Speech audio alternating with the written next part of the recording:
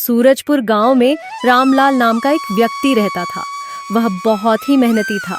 वह दिन भर अपने खेत में काम करता और शाम को अपने घर को आ जाता। कभी कभी तो रामलाल खेत में काम करता और रात को वही सो जाता। रामलाल की मेहनत और लगन से हर साल उसकी फसल बहुत अच्छी होती थी। रामलाल के खेत में अच्छी फसल होने से गांव के बहुत से लोग उस पर जलते थे।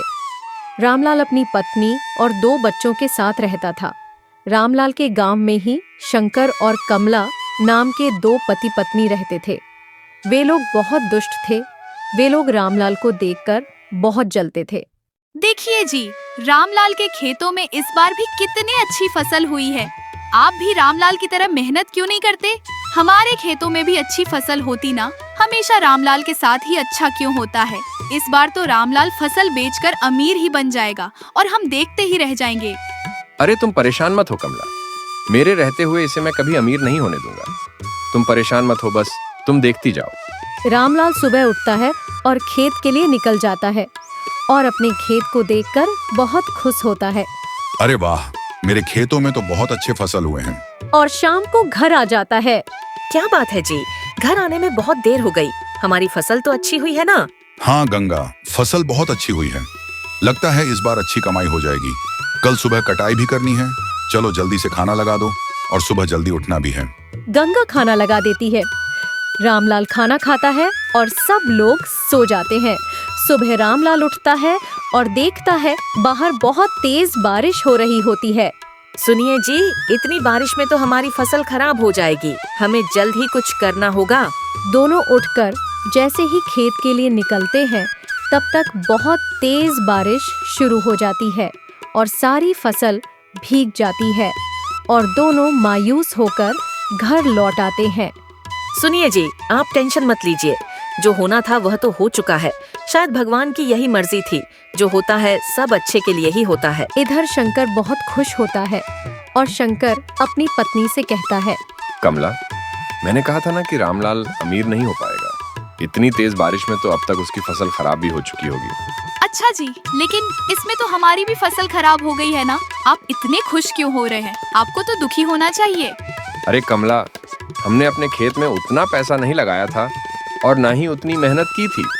मैं तो इसलिए बहुत खुश हो रहा हूँ कि रामलाल की सारी मेहनत बेकार हो गई और उसका सारा फसल खराब हो चुका है। उधर रामलाल और उसकी पत्नी बहुत परेशान रहते हैं और लगातार जोरदार बारिश 5 से 6 दिन तक होती रहती है।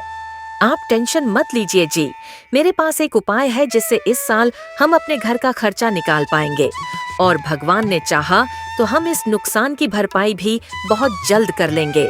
मैं समझा नहीं, तुम कौन सी उपाय की बात कर रही हो? मुझे तो खेती के अलावा और कोई काम आता नहीं है। जी, क्यों ना हम पापड़ का बिजनेस शुरू करें। मैं पापड़ बना दिया करूंगी और आप पापड़ को बेच आया करना। भगवान ने चाहा तो यह काम हमारा अच्छे से चल जाएगा और इस साल का हम खर्चा भी जुटा पाएंगे। तुम सही कह रही हो गंगा, कल से ही तुम पापड़ बनाना शुरू कर दो। मैं गांव में गली गली बेच आऊंगा। इससे हमारा घर परिवार भी अच्छे से चल जाएगा। जी, मैं कल ही अपना काम शुरू कर देती हूँ। अगले दिन गंगा सुबह जल्दी उठती है और कुछ पापड़ बना लेती है। सुनिए जी, मैंने कुछ पापड़ बना लिया है, आप इसे बेच आइए। रामलाल पापड़ लेकर गांव में चला जाता है। पापड़ ले लो, पापड़ ताजे ताजे स्वादिष्ट पापड़ ले लो। पापड़ ले लो, पापड़ ताजे ताजे स्वादिष्ट पापड़। अरे ओ पापड़ वाले भैया, पापड़ कैसे दे रहे हो? 10 के 2 पापड़ हैं। हाँ, तुम मुझे 15 पापड़ दे दो।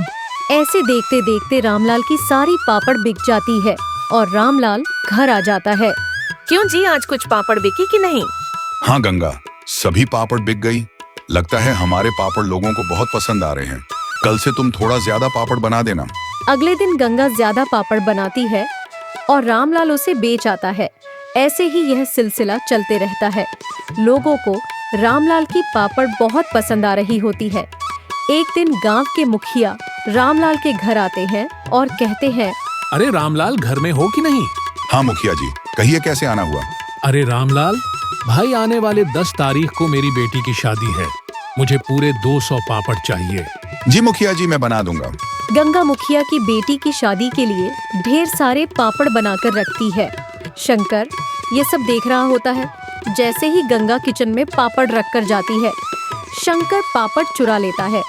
रामलाल जब पापड़ लेने के लिए किचन में जाता है तो देखता है पापड़ वहां से गायब होता है। तो रामलाल गंगा को आवाज लगाता है। अरे ओ गंगा, पापड़ कहाँ रखी हो? गंगा कहती है। पापड़ वहीं रखी है, आप ठीक से देखिए। गंगा किचन में आती है और देखती है कि उसने जहाँ पापड़ रखी थी वहाँ नहीं है। गंगा कहती है, मैंने तो पापड़ यही रखी थी। अगर पापड़ नहीं है तो हमें इसका खबर मुखिया जी को देना चाहिए। रामलाल तुरंत मुखिया जी के घर जाता है और कहता है, मुखिया जी, मुझे 2 दिन का समय दे दीजिए, मैं फिर से पापड़ बना दूंगा।